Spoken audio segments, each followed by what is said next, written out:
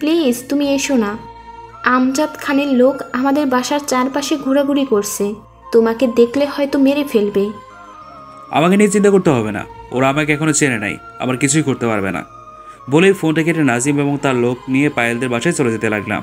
কিছুক্ষণ পর পায়েলদের বাসার সামনে চলে আসলাম। নাজিমকে আগে গাড়ি থেকে নামতে বললাম, তাকে বলছে চারপাশ তাকিয়ে দেখতে কাউকে দেখা যায় কি না। নাজিম এবং তার লোক গাড়ি থেকে নেমে বাসার চারপাশে তাকিয়ে দেখতে লাগলো, কিন্তু কাউকে দেখতে পায়নি। এরপর আমি গাড়ি থেকে নেমে বাসার ভিতর ঢুকে দরজার সামনে দাঁড়িয়ে কলিং বেল চাপ দিলাম। কিছুক্ষণ পর পায়েল এসে দরজা খুলে দিল। আমি আর নাজিম ভিতরে ঢুকলাম আর বাকিদের বাইরে পাহারা দিতে বললাম। ভিতরে ঢোকার পর পায়েলের আব্বু আম্মু আমার সামনে আসলো। তখন আমি বললাম, পায়েল আমাকে ফোন করে সব বলেছে, এখন বলুন আমজাদ খান আপনাকে আর কি বলেছে। আমজাদ খান বলেছে তোমাকে তাদের হাতে তুলে দিতে, পায়েলকে তোমার সাথে বিয়ে দিতে মানা করছে। আমি যদি এসব কথা তোমাকে বলি তাহলে আমার পরিবারের সবাইকে মেরে ফেলবে। এখন তো আপনি আমাকে সব বলেই দিয়েছেন, তাহলে যদি আমজাদ খান এখন আপনাকে মেরে ফেলে? আমি ওই আমজাদ খানকে ভয় পাই না। তোমার সাথে কথা বলার পর আমার সাহস বেড়ে গেছে, তাই আমি কাউকে ভয় পাই না। এই সাহসটা সবসময় মনের ভিতর রাখবেন, তাহলে কোনো সন্ত্রাসী আপনার কিছুই করতে পারবে না। হঠাৎ বাইরে গোলাগুলির শব্দ শুরু হলো। আমি পকেট থেকে গানটা বের করে নাজিমকে সাথে নিয়ে বাসা থেকে বের হলাম। বাইরে এসে দেখি 15-20 জনের মতো লোক আমার লোকদের গুলি করছে। তখন আমিও তাদের গুলি করতে লাগলাম, নাজিমও গুলি করতে লাগলো। গুলি করতে করতে প্রায় ওদের সবগুলো লোক মারা গিয়েছে, কিন্তু হঠাৎ একটা গুলি এসে আমার হাতে লাগে।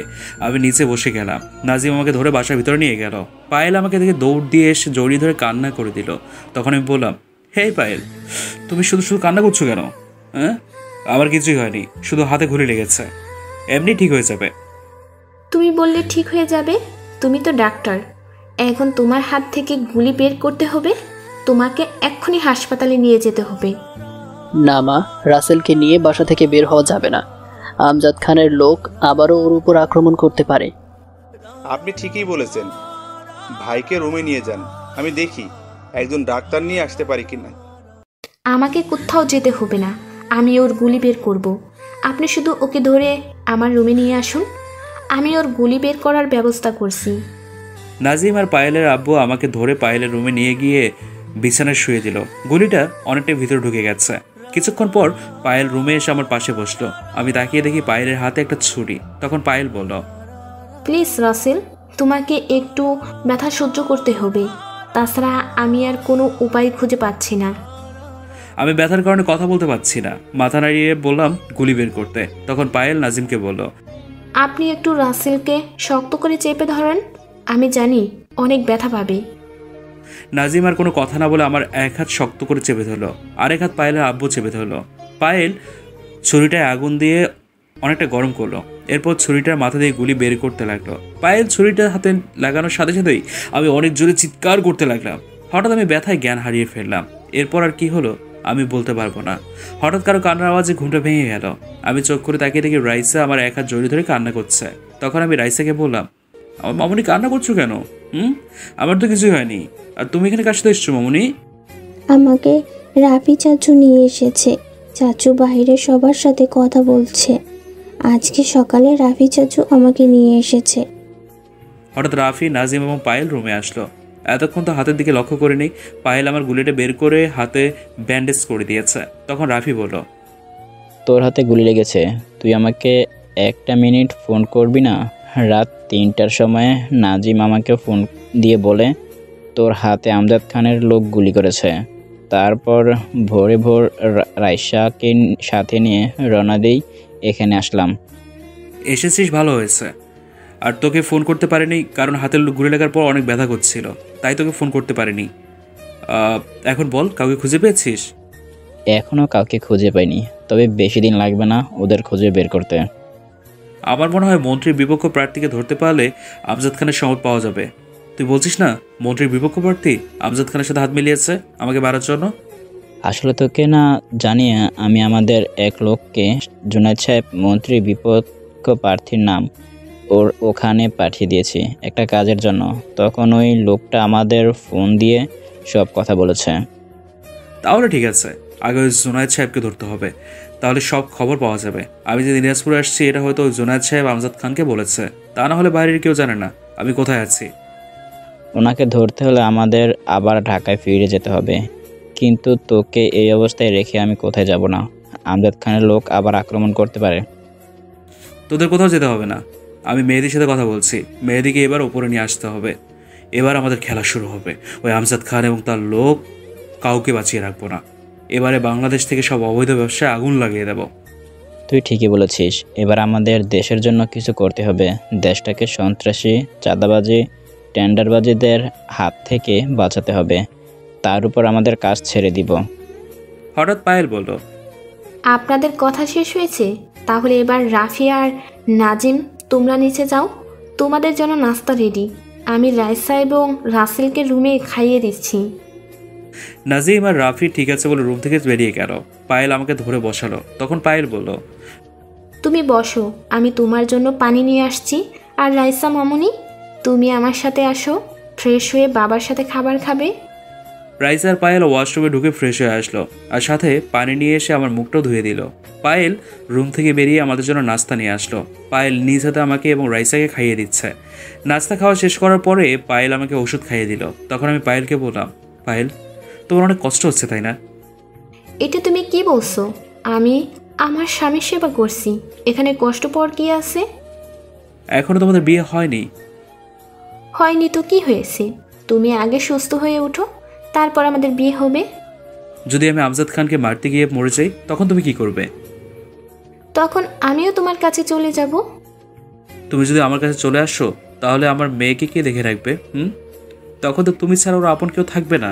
আমার কথা শুনে রাইসা বলে উঠল, যদি তোমার কিছু হয় তাহলে আমি আর আম্মু তোমার কাছে চলে যাব। আমি আর কোনো কথা না বলে রাইসা এবং পায়েলকে বুকে জড়িয়ে ধরলাম। পায়েল আর রাইসা আমাকে শক্ত করে জড়িয়ে ধরলো। হঠাৎ আমার মোবাইলে একটা কল আসলো। কলটা রিসিভ করার পর ওপাশ থেকে যে কথা বললো, তার কথা শুনে আমার মাথা গরম হয়ে গেল। ওপাশ থেকে যে ফোন করেছে সে আর কেউ নয়, বর্তমান মন্ত্রী। মন্ত্রী বলল, তুই হয়তো আর একটা কথা জানিস না, ওই আমজাদ খান আমার সাথে হাত মিলাইছে। তোর কারণে আমরা কোনো কাজ করতে পারছি না, তাই তো জুনায়েদ ও আমাদের সাথে হাত মিলাইছে। এবার তোকে শেষ করে দেশটা আমাদের মতো চালাবো। তুই কি মনে করেছিস? হ্যাঁ, আমি তোর কথা বিশ্বাস করবো? আরে তোকে আমি হারে হারে চিনি, তাই তো তোর পেছনে লোক লাগিয়ে রেখেছি আমি। তুই আমাকে ভুলিয়ে ভালিয়ে ভালো সেজেছিস, সেটা আমি বুঝতে পেরেছি। আমি বেঁচে থাকতে তোরা সেটা কখনোই পারবি না। এতদিন তোকে কিছু করে নিই একমাত্র তোর স্ত্রীর কারণে, কিন্তু এবার তোকেও ওই আমজাদ খানের সাথে গুলি করে মারবো। সেটা তুই চেষ্টা করে দেখতে পারিস। এবার তো তুই বেঁচে গেলি, কিন্তু পরের বার তোকে কেউ বাঁচাতে পারবে না। তুই মরার জন্য প্রস্তুত থাকিস। সেটা সময় হলে দেখতে পাবি কে কাকে মারে। এবার আর তোর ওপর দয়া করবো না। তোদের মতো মানুষদের না মেরে এই মাফিয়া কখনো শান্ত হবে না। কথাটা বলে ফোনটা কেটে দিলাম। তখন পায়েল আমাকে বলল, কার ফোন ছিল? আর তুমি ওর সাথে এইভাবে কথা বলছিলে কেন? আমার অনেক ভয় হচ্ছে, যদি ওরা তোমার মেরে ফেলে। ওদের না মেরে আমি মাফিয়া কখনো মরবো না, আর মরলেও আফসোস থাকবে না, কারণ দেশের মানুষের জন্য নিজের জীবন দিতে প্রস্তুত আছি। তুমি একা ওদের সাথে পেরে উঠবে? মন্ত্রীর হাত তো অনেক বড়, ওনার হাত দেশের বাহিরের মানুষের সাথে আছে। আমার হাতও অনেক বড়, সেটা তুমি সব সময় হলে দেখতে পারবে। আমাকে দেখতে সাধারণ মানুষের মতো লাগে, কিন্তু আমি যে কত বড় হারামি এটা ওই মন্ত্রী এবং আমজাদ খান জানে না। তোমার কিছু হয়ে গেলে আমি আর রাইসা কাকে নিয়ে বাঁচবো? আমি তোমাকে হারাতে পারবো না। পায়েল, তুমি ভেঙে পড়ো না, তাহলে আমি কাজটা করতে পারবো না। শুধু আমার জন্য আল্লাহর কাছে দোয়া করো, আমি যেন এই সব জালিমদের ধ্বংস করতে পারি, তাহলে দেশের মানুষ সুন্দরভাবে জীবনযাপন করতে পারবে। আমি তোমার জন্য সব সময় দোয়া করি, তুমি যেন দেশের মানুষকে এসব জালিমদের হাত থেকে রক্ষা করতে পারো। এই কথা বলেই পায়েল আমাকে জড়িয়ে ধরলো। আমি আপনাদের একটা কথা বলতে ভুলেই গেছি। আসলে আমি জানতাম মন্ত্রী এত সহজে ভালো হওয়ার কথা নয়। হঠাৎ ভালো হওয়ার নিশ্চয়ই কোনো কারণ আছে, তাই ওনার পেছনে লোক লাগিয়ে রেখেছি। পরে আমি সব জানতে পারলাম। মানুষের সাথে ওপরে ভালোভাবে কথা বলবে আর ভেতরে ভেতরে অবৈধ ব্যবসা করে যাচ্ছে। তাই আমার লোকগুলোকে বলছি সুযোগ পেলে মন্ত্রীর গোডাউনে আগুন লাগিয়ে দিতে। ওরা তাই করলো, কিন্তু মন্ত্রীর আরও অনেকগুলো অবৈধ ব্যবসা আছে, সেগুলো কোথায় সেটাও আমি জানি। রাতে পায়েল নিজ হাতে খাবার খাইয়ে দিয়ে ওষুধ খাইয়ে দিয়ে অন্য একটা রুমে রাইসাকে নিয়ে চলে গেল। আমি পকেট থেকে মোবাইলটা বের করে মেহেদিকে ফোন দিলাম। মেহেদি কল রিসিভ করে বলল, কি রে, কেমন আছিস? তোর হাতের ব্যথা কমেছে? আমি ভালো আছি, ব্যথা আগের থেকে কিছুটা কমছে। এখন বল, তুই কেমন আছিস? সবগুলো ট্রেনিং দেওয়া শেষ হয়েছে? আমিও ভালো আছি, আর সবগুলোকে ভালোভাবে ট্রেনিং দিয়েছি। এখন তুই বললে ওপরে উঠে আসবো, আমাদের কাজ শুরু করে দিব। কালকে তুই সবাইকে নিয়ে উপরে উঠে আসবি, আর মন্ত্রী এবং জুনায়েদের যত অবৈধ ব্যবসা আছে সবগুলো ধ্বংস করে দিবি। তাদের লোক একটাকেও বাঁচিয়ে রাখবি না, সবগুলোকে মেরে মাটির নিচে পুঁতে রাখবি। ঠিক আছে, তুই যেভাবে বলবি সেভাবেই কাজ হয়ে যাবে। আর আমার অ্যাকাউন্টে কিছু টাকা পাঠিয়ে দিস। সমস্যা নেই, আমি রাফিকে বলে দেবো, সে তোর অ্যাকাউন্টে টাকা পাঠিয়ে দেবে। আর কখন কি হয় আমাকে জানাবি। মেহেদি ঠিক আছে বলে ফোনটা কেটে দিল। এবার আপনাদের একটা গোপন কথা খুলে বলি। মন্ত্রীর স্ত্রী মানে আন্টি আমাকে একদিন তার রুমে নিয়ে গিয়ে দরজা বন্ধ করে বলল, রাশেদ, আমার একটা কাজ করে দিতে পারবি? হয়তো যে কাজের কথা বলবো তুমি সেটা কখনোই কল্পনাও করতে পারবে না, কিন্তু তুমি আমার কাজটা করে দিবে। আমি জানি তুমি এই কাজটা করতে পারবে। কি কাজ আন্টি? যদি সম্ভব হয় তাহলে অবশ্যই তোমার কাজটা করে দেব, তবে এমন কোনো কাজের কথা বলবে না যেটা আমি করতে পারবো না। আমার কাজটা হচ্ছে আমার স্বামী মানে তোমার আঙ্কেলকে মেরে ফেলতে হবে। আন্টি এটা তুমি কি বলছো? আঙ্কেলকে কেন মারবো? আর ওনাকে মারলে তো তুমি বিধবা হয়ে যাবে। বিধবা হলে আমার কোনো সমস্যা নেই, ওই খুনিকে তোমার মারতে হবে। তুমি জানো ওই মন্ত্রী আমার বাবা মাকে মেরে আমাকে জোর করে বিয়ে করেছে। আমি অনেক চেষ্টা করেছি ওকে মারার জন্য, কিন্তু মারতে পারিনি। তুমি ওকে মেরে ফেলো, ওর মতো খুনির সাথে আমি সংসার করতে চাই না। ও শুধু আমার বাবা মাকেই মারেনি, ও আমার ভালোবাসার মানুষটাকেও মেরে ফেলেছে। আন্টির কথাগুলো বলতেই ওনার চোখ দিয়ে পানি পড়ে, পুরো শাড়ি ভিজে গেছে। আন্টির কথা শুনে যেন আমার পায়ের নিচে মাটি সরে গেল। তখন আমি আন্টিকে বললাম, আচ্ছা আন্টি, মন্ত্রী কেন আপনার বাবা মাকে মেরেছে এবং আপনার ভালোবাসার মানুষকে কেন মেরেছে? আমার কথা শুনে আন্টি বলতে লাগলো, এই মন্ত্রী আমার বাবার সম্পত্তির জন্য আব্বু আম্মুকে মেরে ফেলেছে। তখন এই মন্ত্রীর কিছুই ছিল না, এই মন্ত্রী আব্বুর অফিসে একজন ম্যানেজার ছিল। আব্বু তাকে অনেক বিশ্বাস করত, কিন্তু মন্ত্রী আব্বুর সাথে বেইমানি করে বাড়ি গাড়ি অফিস ব্যাংক ব্যালেন্স সব কিছু সই করে নিয়ে যায়। আব্বু পুলিশের কাছে মামলা করতে যাওয়ার সময় আব্বু আম্মুকে বাসায় মেরে ফেলে, তারপর আমাকে উঠে নিয়ে সে বিয়ে করে। বিয়ের পর আজ পর্যন্ত আমাকে বাসার বাইরে যেতে দেয়নি, প্রায় 15 বছরের মতো আমি বাসার বাইরে যেতে পারিনি।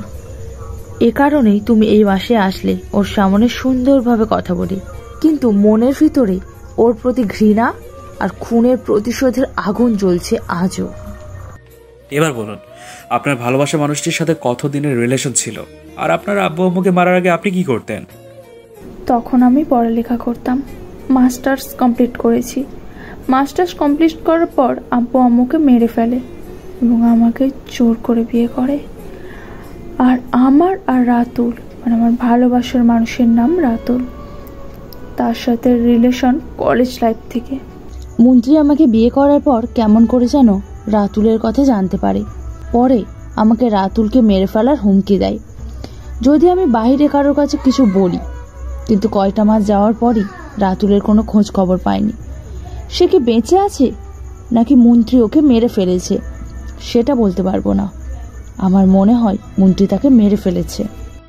ঠিক আছে আন্টি, আমি আপনাকে কথা দিচ্ছি, এই মন্ত্রীকে আমি কখনো বাঁচিয়ে রাখবো না। এখন ওনাকে মারা সহজ হবে না, আমার কিছু প্রমাণ জোগাড় করতে হবে, তা না হলে ওনাকে মারা যাবে না। আমি তোমাকে হেল্প করব, যদি কখনো দরকার হয় তাহলে আমার সাথে যোগাযোগ করো, আমি যতটুকু পারি হেল্প করার চেষ্টা করব। এই ছিল আন্টির সাথে আমার কথা। এরপর এই মন্ত্রীকে আমি দুচোখে দেখতে পারতাম না। আর মন্ত্রী যে সময় আমাকে ডাকতো তখনই চলে যেতাম, কারণ আমার প্রমাণ বের করতে হবে। আর এই পর্যন্ত মন্ত্রী থেকে প্রায় 20 কোটি টাকার মতো নিয়েছি। এই সবগুলো টাকা গরিবদের হক ছিল, তাই ওই টাকা দিয়ে গরিবদের জন্য এত কিছু করে যাচ্ছি। আমি প্রায় অনেক প্রমাণ জোগাড় করেছি, এইসব প্রমাণ জোগাড় করতে আন্টিও আমাকে সাহায্য করেছে। তো কী প্রমাণ জোগাড় করেছি সেটা সময় হলে জানতে পারবেন। দেখতে দেখতে 10টা দিন চলে গেল। এখন মোটামুটি সুস্থ আছি, হাতটা নাড়াচাড়া করতে পারছি, কিন্তু গাটা এখনও শুকায়নি। আজকে পায়েল, আমি আর রাইসা মার্কেট করতে এসেছি। এখানে আসার সময় কোনো জামা কাপড় নিয়ে আসিনি। রাফি 2 সেট জামা কিনে এনে দিয়েছে, কিন্তু সেটা আমার পছন্দ হয়নি। কোনো রকমে 10টা দিন পড়েছি। আমার সাথে প্রায় 10টা গাড়ি লোক আছে, তারা সবাই মার্কেটের সামনে পাহারা দিচ্ছে। পায়েলের জন্য কিছু জামা কাপড় নিলাম, রাইসের জন্য নিলাম।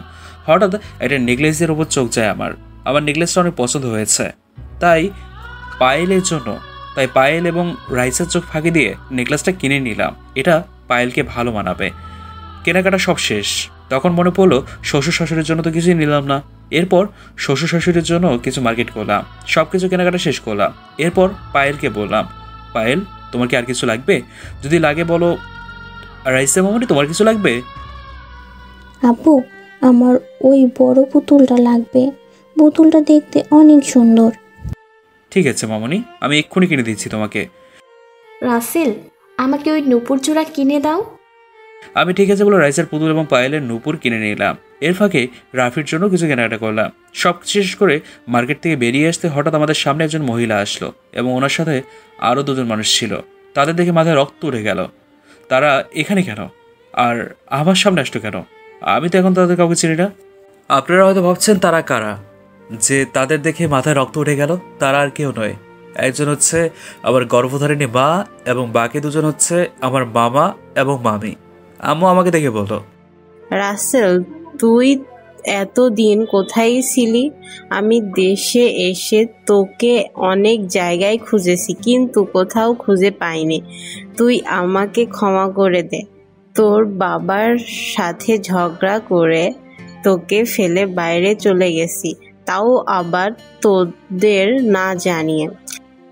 আপনি কে? আপনাকে তো আমি চিনি না। আমার আব্বু আম্মু তো অনেক আগেই আমার কাছ থেকে মারা গেছে। তুমি এটা কি বলছো? তোমার আম্মু না হয় তোমাকে ফেলে চলে গেছি, তাই বলে তুমি তাদের মৃত বলবে? তোমার আম্মু তার ভুল বুঝতে পেরেছে, তুমি তাকে ক্ষমা করে দাও। তোমার আম্মু দেশে এসে তোমাকে অনেক জায়গায় খুঁজেছে, তোমার জন্য অনেক কান্নাকাটি করে। প্লিজ তুমি তোমার আম্মুকে ক্ষমা করে দাও। ক্ষমা? সেটা আমি কখনো করব না। তারা নিজেদের স্বার্থে আমাকে ফেলে রেখে যে যার মতো চলে গেছে, একটাবার আমার কথা চিন্তা করেনি। আমি তাদের কাছে এতটাই বোঝা হয়ে গেছি। আমি কি করব? তোর আব্বুর কারণে আমি বাইরে চলে গেছি। তোর আব্বু বাইরে মেয়েদের সাথে হোটেলে রাত কাটায়, সেটা নিয়ে তোর আব্বুর সাথে প্রতিদিন ঝগড়া করি, কিন্তু তোর আব্বু ভালো হয় না। তাই বাসা থেকে বেরিয়ে আসার আগের দিন তোর আব্বুর সাথে কথা কাটাকাটির মধ্য দিয়ে তোর আব্বু আমাকে অনেক মারধর করে। তাই কাউকে না বললে বাসা থেকে বেরিয়ে একটা বান্ধবীর বাসায় চলে যায়। তার কিছুদিন পর কানাডা চলে যায় আমার আরেক বান্ধবীর কাছে। তোর কথা অনেক মনে পড়ছে, প্রতিদিন রাতে কান্না করতাম। কয়েক বছর যাবার পর আর থাকতে না পেয়ে বাংলাদেশে চলে আসি। এসে তোকে অনেক জায়গায় খুঁজেছি, কিন্তু কোথাও পাইনি। আজকে তোর মামাতো বোন রিয়ার জন্য বিয়ের মার্কেট করতে আসি, হঠাৎ দেখি তুই মার্কেট থেকে বেরিয়ে আসছিলি। আমার এতক্ষণ কথাগুলো বলতেই চোখের পানি দিয়ে পুরো শাড়ি ভিজিয়ে ফেলেছে। আমি তখন বললাম, এতই যদি আমার কথা মনে পড়তো তাহলে অবশ্যই ফিরে আসতে, কিন্তু তুমি আসলে না। এখন তুমি অনেক দেরি করে ফেলেছ। আমার দুনিয়ায় আপন বলতে কেউ নেই। বাংলাদেশের মানুষ এখন আমার আপনজন, সব মানুষ। তাদের সাথে বাকিটা জীবন কাটিয়ে দিতে চাই। তারা সবাই আমাকে অনেক ভালোবাসে। তারা এখন আমাকে এক নামে চেনে, মাফিয়া কিং রাসেল। আজ আমি মাফিয়া হয়েছি তোমাদের কারণে। আমার জীবনটা তোমরা ধ্বংস করে দিয়েছ। তোমরা যদি এমনটা না করতে তাহলে আমার জীবনটা সুন্দরভাবে চলতো। আমি তো বলছি আমার ভুল হয়ে গেছে, এবারের মতো ক্ষমা করে দেন। আমি কথা দিচ্ছি আর কখনো তোকে ছেড়ে কোথাও যাব না। আপনার সাথে কথা বলতে আমার ঘৃণা লাগছে। আপনি আমার সামনে থেকে গেলে আমি অনেক খুশি হব। তার মানে তুই সেই মাফিয়া কিং রাসেল? তোর নাম অনেক আগেই শুনেছি, কিন্তু কখনো দেখি নাই। আজকে তোকে দেখলাম, তুই যে কাজ করেছিস সেটা দেখি অনেক খুশি হয়েছি। এবার কি তোর মাকে মাফ করে দেওয়া যায় না? তাদের তো ক্ষমা আমি কখনো করব না, তার সাথে তোমাদেরও ক্ষমা করব না। আব্বু আম্মু আমাকে ছেড়ে যাওয়ার পর আপনারা আমার একটা বারের জন্য খোঁজ নিয়েছেন? হ্যাঁ, খোঁজখবর নিয়েছেন? আপনারা তাদের মতো আমার খোঁজখবর নেননি। আসলে তোমার আম্মুর কথা শুনে আমরা তোদের আর খোঁজ খবর নিইনি, কিন্তু আমাদের দরকার ছিল তোর খোঁজ খবর নেওয়ার। তুই আমাদের মাফ করে দে, তুই আগের মতন আমাদের কাছে ফিরে আয়। দুঃখিত, আমি আপনাদের সাথে কোথাও যাব না। আপনারা এখান থেকে চলে যান। আপনারা না গেলে আমি চলে যাচ্ছি। পায়েল চলো। আমি আর কোনো কথা না বলে পায়েল আর রাইসিকে নিয়ে গাড়িতে গিয়ে বসলাম। আম্মু এবং মামা মামি এখনও ওখানে দাঁড়িয়ে আছে। আম্মু দাঁড়িয়ে এখনও কান্না করে যাচ্ছে। এতক্ষণ চোখের পানি অনেক কষ্টে আটকে রেখেছিল। আম্মুকে আজ প্রায় 5 বছর পর দেখছি। আগের থেকে কেমন যেন শুকিয়ে গেছে, মনে হয় খাওয়া দাওয়া ঠিকমতো করে না। নিজের চোখ দিয়ে জোরে জোরে পানি পড়তে লাগলো। আমার সাথে কেন এমন করছো? আমি তো কোনো অপরাধ করিনি, তাহলে কেন আমাকে ছেড়ে চলে গেলে? তোমাদের জন্য আমার মনে এখন ভালোবাসা নেই, আছে শুধু বুক ভরা ঘৃণা। গাড়ি নিয়ে বাসায় যেতে লাগলাম, তখন পায়েল বলো, তুমি তোমার আম্মুকে ক্ষমা করে দিতে, উনি তো ওনার ভুল বুঝতে পেরেছে। কি করে ক্ষমা করি বলো? হ্যাঁ, তাদের জন্য আজ আমি এর পথে এসেছি। তারা যদি সুন্দরভাবে চলতো তাহলে আমাকে এই দিন কখনো দেখতে হতো না।